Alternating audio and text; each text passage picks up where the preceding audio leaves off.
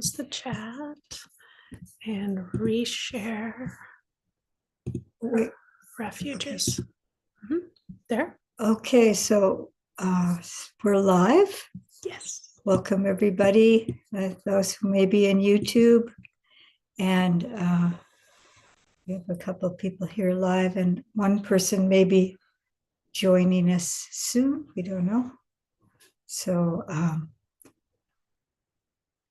this is I and Yannicka here, who will be giving the precepts, and I will give a brief Dhamma reflection and just a sense of celebration here, that all the benefit from our wholesome or skillful conduct is just a gift to the world. So good on all of you for being dedicated to your Sila, to your ethical conduct. So that being said, we have a volunteer in the audience. Andrew will make the request. In either Pali or English. You could just do it in English if you feel more comfortable. Thank you. Ayas, may we have a Dhamma discussion in brief? I'll ask once. I'll ask twice. Ayas, may we have a Dhamma talk for our long-lasting benefit and welfare? May we have a Dhamma talk for our long-lasting benefit and welfare? Sadhu, sadhu, sadhu. We certainly can. But what's scheduled first is the Sila, is the first thing. So if you wouldn't mind making that request.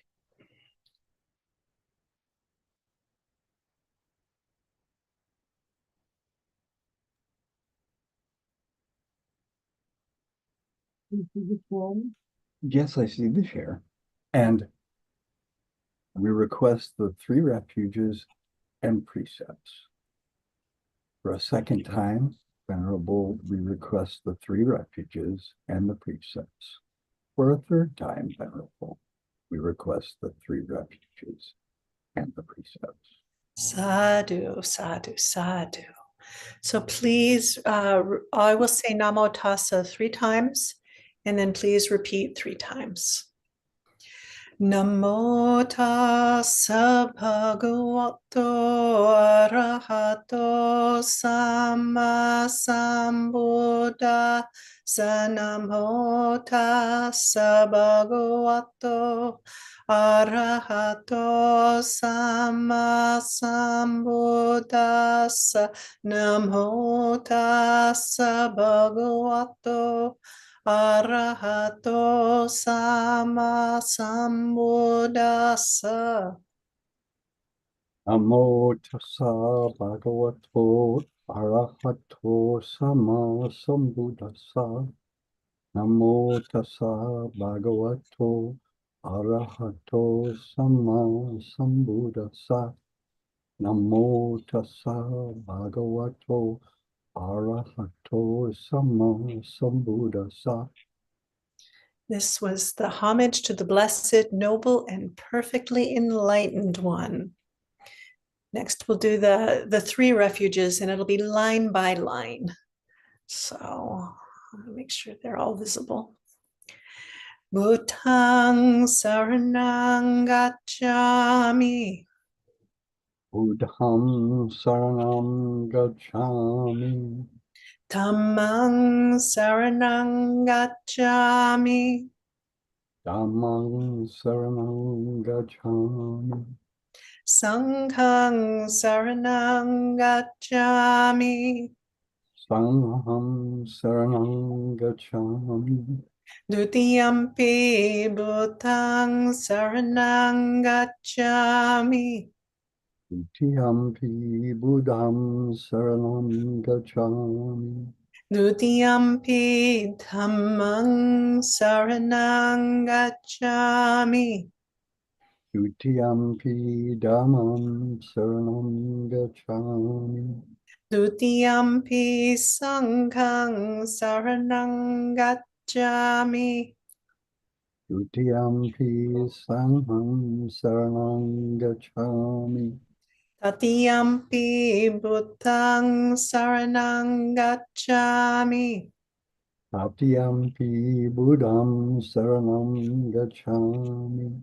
Tatiyampi dhammang saranang gacchami.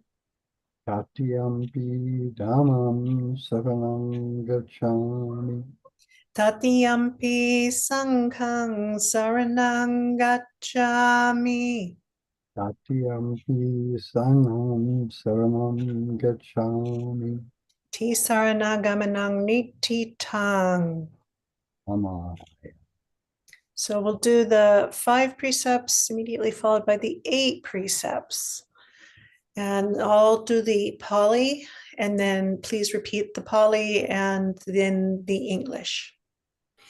Panatipata veramani sikapadang samadhiyami. Atiyam Abharamani Sakapadam Samadhyami. I undertake the precept to refrain from taking the life of any living creature. Adina dana veramani sikapadang samadhiyami. Adina Dano Veramani Sikapadam Samadhyami. I undertake the precept to refrain from taking that which is not given. Kamisu michachara veramani sikapadang samadhiyami. Kamisu Chachara Veramani Sikapadam Samadhyami. I undertake the precept to refrain from sexual misconduct.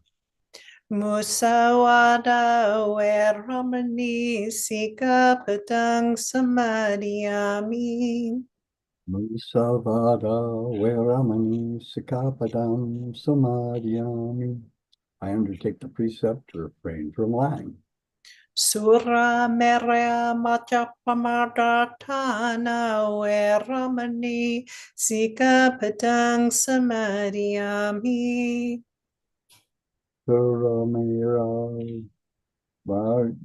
Maja Pamaditana Veramani Sikapadam Samadhyami. I undertake the precept to refrain from consuming intoxicating drink and drugs which lead to carelessness. Sadhu. This completes the 5 precepts. Now, those who would like to take the 8 precepts may do so. Andrew, would you be willing to just say the English after I've done the Pali so that it's Certainly. on the recording? Thank you. Panatipata veramani sikapadang samadhiyami. Take the precept to refrain from taking the life of any living creature. Adina dana veramani sikapadang samadhiyami. Take the precept to refrain from taking that which is not given. Brahmacharya veramani sikapadang samadhiyami. Take the precept to refrain from any kind of sexual activity. Musawada veramani sikapadang samadhiyami. To refrain from lying. Sura merya machapamadhatana veramani sikapadang samadhiyami. I undertake the precept to refrain from consuming intoxicating drink and drugs which lead to carelessness. Vikalabodhana veramani sikapadang samadhiyami.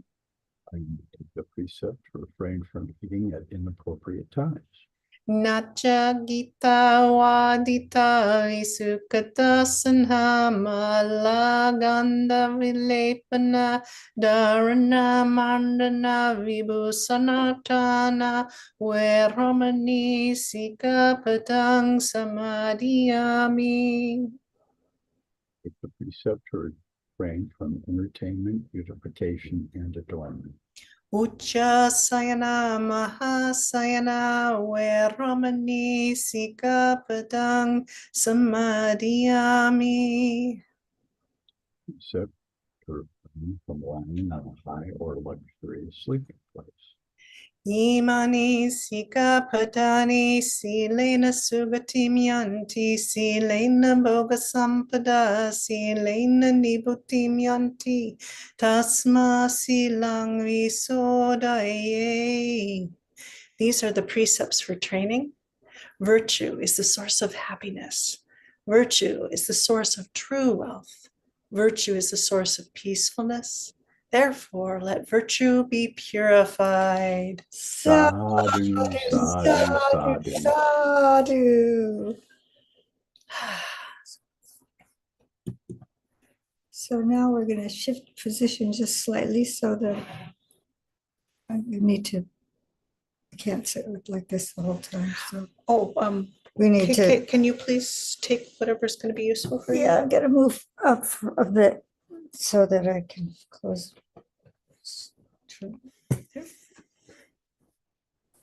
Okay. Do you need me to shift in it anyway? Yeah, we didn't do this in advance. Okay, can you? Yeah, absolutely. There. Okay.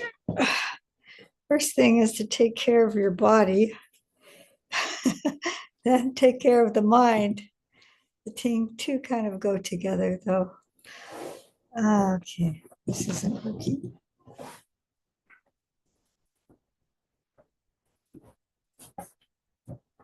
There we go. Okay. Now, so thank you for joining us today. And this is we've been calling this a Sila celebration because it's a cause for joy for ourselves and for others to be keeping these precepts well. And I can imagine if the whole world were to be keeping at least 5. Dream on. But anyway, but we can contribute to that dream by keeping the precepts well. So I have today's talk based on one of the suttas. Oops. And sorry, there we go. So the first, I'm going to just kind of paraphrase one of the suttas. I believe it's in the Samyutta Nikaya, and it says, just as the dawn precedes the rising of the sun, the Sila, our good ethical conduct, precedes the arising of the Noble Eightfold Path. So there's a list of things that are factors that precede, but this is the first on the list of 5 or 6, depending on how you read it. But so the silas really, our ethical conduct is really essential for the purification of the mind. It's essential for happiness, but it's also essential for and integrated in the Noble Eightfold Path. So I just wanted to start mentioning that. And then I'm going to talk about a sutta in the Majjhima Nikaya, and it's number 7. And that's a simile of the clock. And it's a beautiful simile. It starts out with the Buddha talking to the monks, but you can think of yourself as a monk if you like, but it applies to everyone. that he says, suppose there was a cloth that was soiled, dirty, oily, stained, and a dyer had some wonderful dyes of different colors and tried to dye the cloth with the dyes. And would that cloth come out well dyed? And of course, the monks say no. No, why not? Because the soil is going to interfere with the dyeing process. So then the Buddha goes into describing 16 kinds of impurities of the mind, just as a mind that's impure cannot take up, not take up the dye in the sense of good, wholesome mental states won't arise. If you're trying to enter some kinds of pure mental states that you can cultivate with meditation, it's not going to, that's not going to work out. And then the destination, they can expect a poor destination if your mind is just destination of the mind or a destination after death. It depends on how you look at the sutta. But so if your mind is impure, you can't cultivate these exalted states well. So then he says, suppose there was a pure, clean cloth, and washing that cloth. If you have a dirty piece of cloth that you want to dye, you can take, and we do this when we dye our robe cloths. If we're making a robe, even the cloth that was purchased, we wash. Or if we're kind of over dye a garment, the oils and things like that interfere. Maybe it just this is really, if we're not really looking at our own minds, being really honest and seeing even the more subtle defilements of the mind, it's still going to interfere with our progress on the path. So we take the dirty cloth, and we might need to wash it again and again, wash it several times and inspect it carefully. It's like our mind looking carefully at our own minds and seeing, oh, there's still this fine, really, or it's a stain is still there. I can't get that stain out. So you try again and again. So you examine the mind carefully, or we even see it blatantly coming up. If we're sensitive, we see them coming up. Something will trigger an unwholesome mental state, either greed, hate, or delusion. The sutta talks about 16 impurities of the mind, but basically it all boils down to greed, hate, and delusion. Anything that stems out of greed, hate, and delusion, these are impurities of the mind. So it's assumed in the sutta by body and by speech that the monks are keeping their precepts pure. In other suttas I've seen, whereas the Buddha is speaking to lay people, he talks about 5 or 8 precepts, and to keep those precepts pure. And these help support the purity of the mind. So we have this clean, beautiful, clean cloth. And then when you have the clean cloth, yes, if a pure cloth, will it take up the dye well? And of course, the monks say, yes, venerable sir. So whatever color the dyer wishes to dye the cloth, they're successful. It comes out well. It comes out beautiful. So then after speaking about the simile of the cloth, it says that the disciple, it could be a lay person, but he always talks about the monastic, he's talking to monastics. So the monastic is inspired, and they start reflecting on the qualities of the Buddha, the Dhamma, and the Sangha. So it doesn't explain what this inspiration has come from, but it may be that once you've purified your mind and you see the beauty of the mind, you say, oh, these teachings really, really work. This is really wonderful. This is like, so you're inspired by the own mental purity, but you're reflecting on gratitude to the Buddha, Dhamma, and Sangha. So you start reflecting, the person in this sutta starts to reflect on the Buddha. They have confirmed confidence in the Buddha. So they've kept their Sila really well, and they have confirmed confidence in the Buddha, Dhamma, and Sangha, and they're just very joyful. And Sila in itself is a cause for joy, and then they're bringing up another cause for joy, which is the reflections on the qualities of the triple gem. And this makes me think, and other teachers have said that this person at this point has entered the stream, because this is these four things: confirmed confidence in the Buddha, confirmed confidence in the Dhamma is 2, confirmed confidence in the Sangha is 3, and then keeping the Sila pure, keeping your Sila pure. So this is our ethical conduct through body, speech, and mind. So we can't neglect it. Maybe we're keeping our Sila really well, keeping the 5 precepts really well, but we're still having like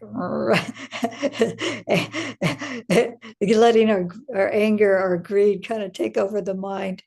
And these things are going to come up, but we don't have to feed them. We'll just go, oh, I see there's anger there. And someone who's entered the stream will still have, the mind is not going to be totally pure all the time. But they don't allow the unwholesome roots to fester. They don't water them or feed them.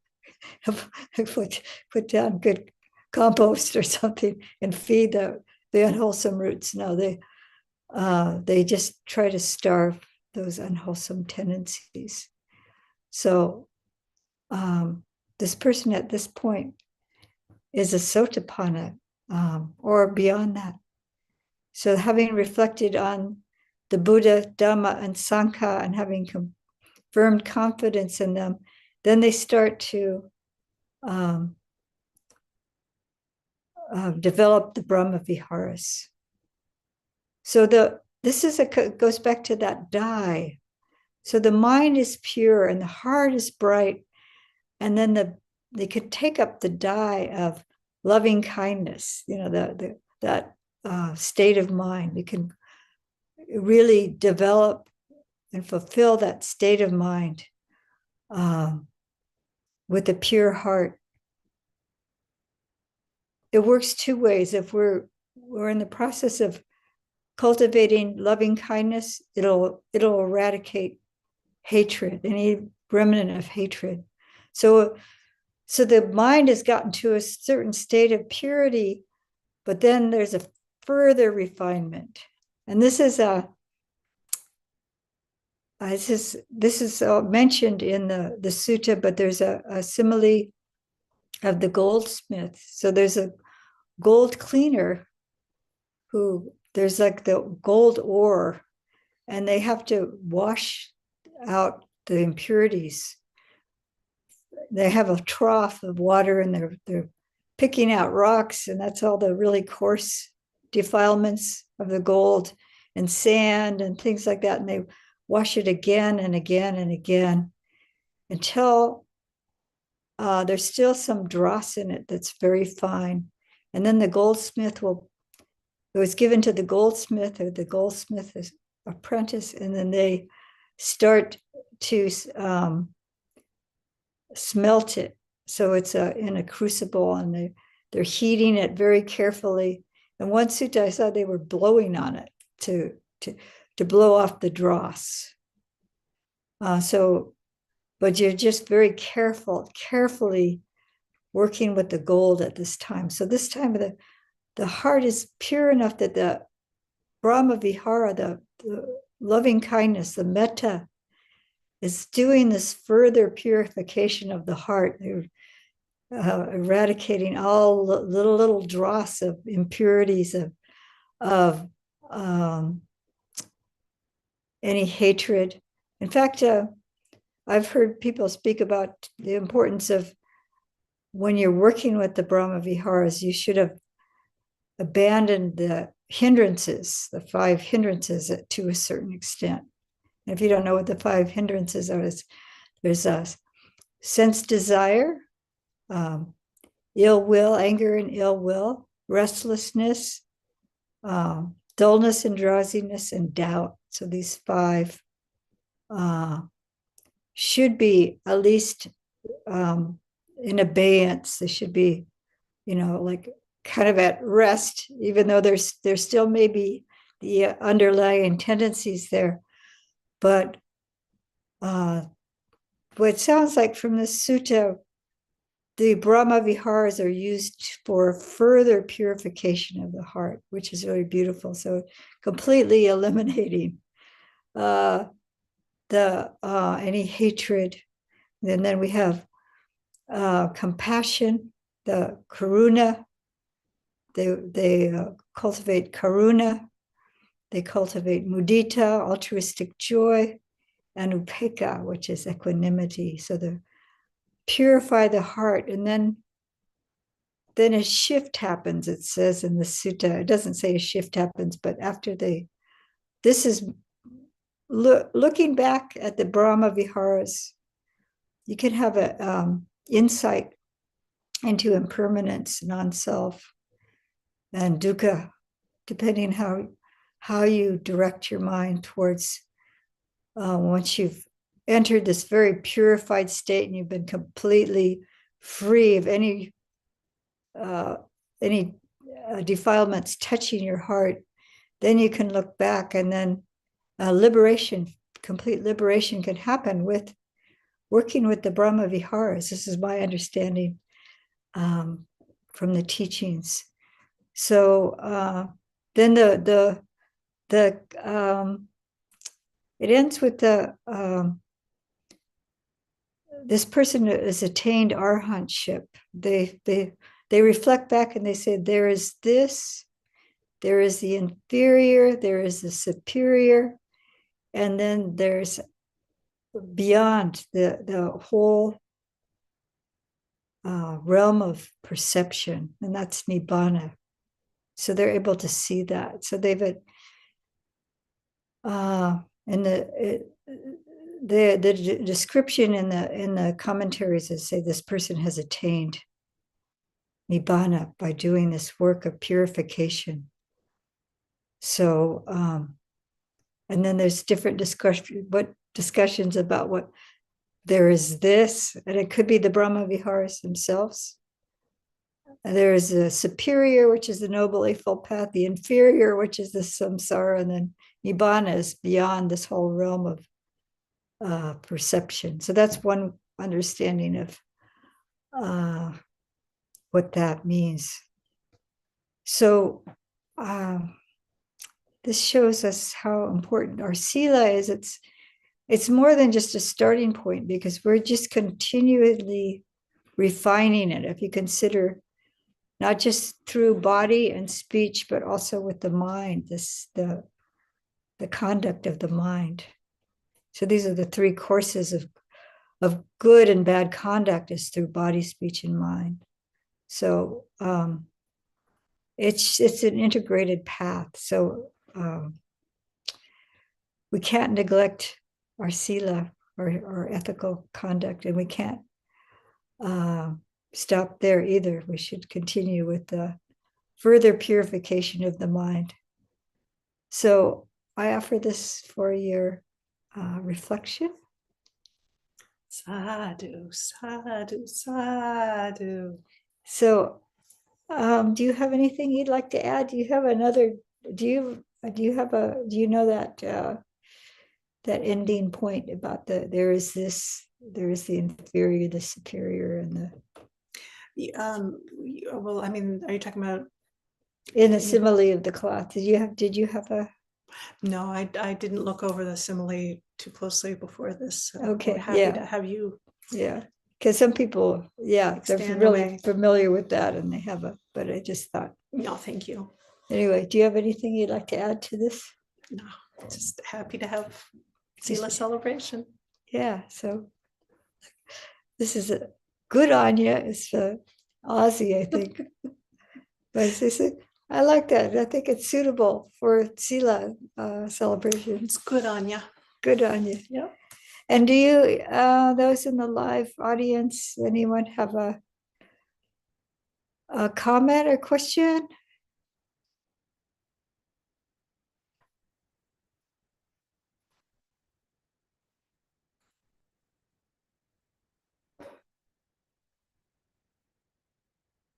I saw a heart. That's a good comment. Okay, so there's Nope. No comment or no question. comment or questions. Okay, so that's a good end there, unless you have something you already said no. Well, I'm happy oh, with I want to say something actually. Sadhu. Okay, so I was away, well, some people know, for a month. And I started out thinking I was going to have an overnight flight into Boston Logan and then get a ride was arranged and all this kind of stuff. And then we were in the air and there was a medical emergency and then we had to turn back. And then so I had to be shuffled into a couple of flights to make it to Logan the next morning. You know, like was catching a flight in the morning. But anyway, so out of it, I had to transfer in Atlanta, and then we're flying into, and the flight was delayed because of thunderstorms, and then there was the flight was also they were doing a little bit of a detour, so it took longer to get in, and then we were about to land, and first we go straight out, and then we're going straight in. I think probably also avoiding thunder showers, thunders, and so lightning, avoiding the lightning. So we're coming in, and the pilot is saying, "Please be aware of your emergency exits closer to you," several times instead of, "We're now entering Boston Logan. The air temperature is such and so," and I'm like, "Oh." He's thinking that might be an emergency landing or some kind of, it was like going to be a rough landing. I don't know. So I thought, well, if I'm going to die, I'd like to take refuge in the triple gem. So I started chanting, Iti piso bhagava araham samma sambuddha vijja charana sampana sugato lokavidu Anuttaro Purisa Dhammasarati Satta Deva Manusana Bhutto Bhagava. And so I was very calmly, internally, not out loud, chanting this.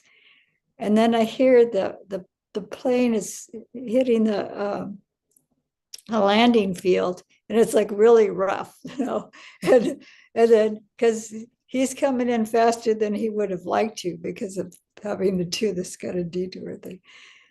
But eventually it stopped being so rough and it smoothed out, but I kept chanting internally. And then I was rejoicing because I felt like, wow, this is where my mind inclines to. If I think I'm going to die, then I'm going to take refuge in the triple gem. This has happened more than once when I was driving. I was when I was in Anagarika, and I thought I was going to get into an accident.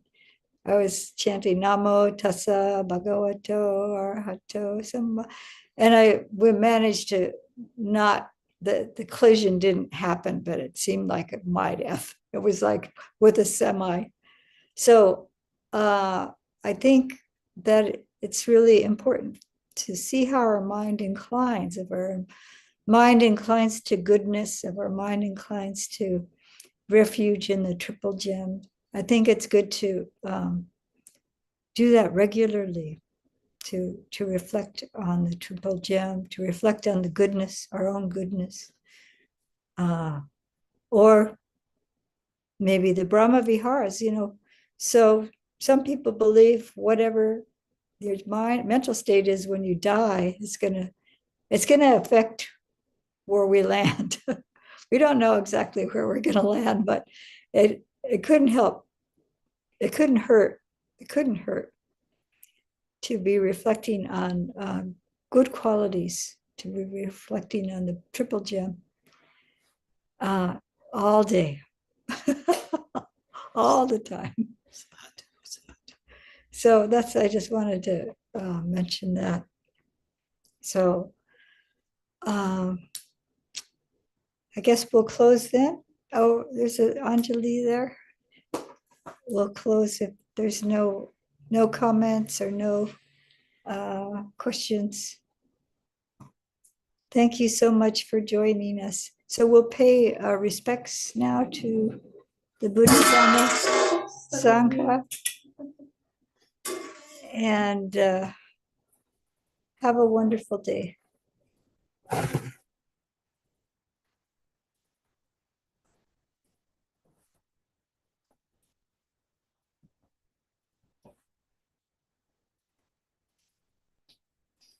Araham Sama Sambuddho Bhagava Buddham Bhagavantam Abhivademi Swakato Bhagavata Dhammo Dhammam Namasami Supatipanno Bhagavato Savaka Sangho Sangham Namami.